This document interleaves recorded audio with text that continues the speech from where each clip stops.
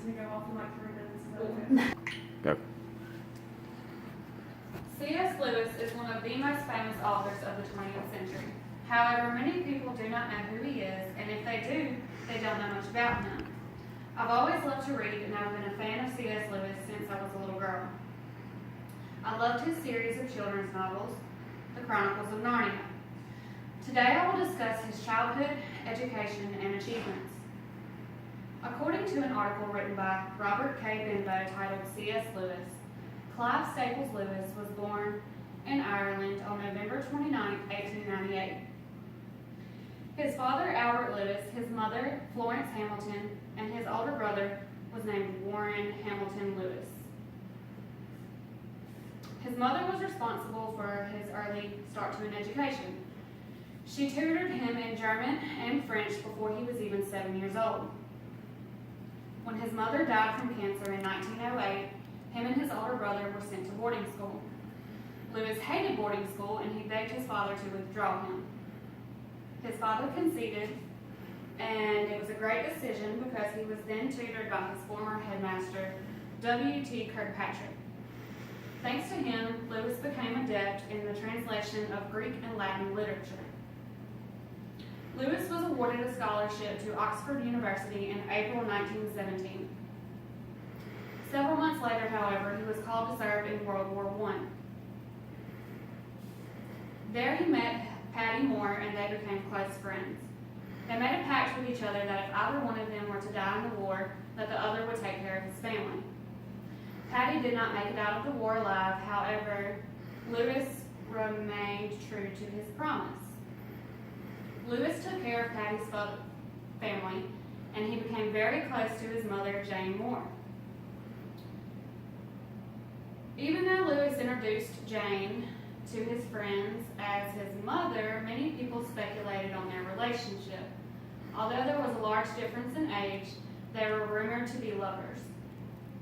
Jane Moore was sent to a nursing home and died in 1951. Lewis visited her every day until she died. Later in life, Lewis met a woman named Joy Davidman. She was separated from her husband, and she already had 2 sons named David and Douglas. Lewis entered into a civil marriage contract with Joy so that her and her sons could stay in the UK. Joy died from cancer in 1960. Lewis took care of her sons as if they were his own after she passed away.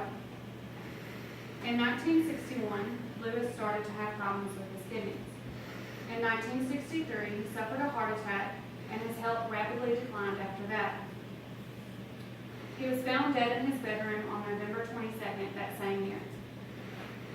About an hour after Lewis died, President John F. Kennedy was assassinated. The news of John F. Kennedy's assassination largely overshadowed the news of Lewis's death. Lewis was raised in a Christian home. However, he abandoned his Christian faith at a young age and chose to study Greek mythology. He was especially interested in mythology and occult. He converted back to Christianity from atheism, and this does have a large influence in his writings. Lewis created novels of spiritual fantasy, sci-fi, and religion books. He's also very famous for a series of broadcasts during World War II called Mere Christianity. These broadcasts were a staple of faith during the hard times of war. You can find anything you want to know about Lewis in a book written by Colin Duriez titled The A to Z of C.S. Lewis, an encyclopedia of his life, thoughts, and writings. Today I have discussed Lewis's childhood, education, and achievements. C.S. Lewis's legacy lives on in his writings.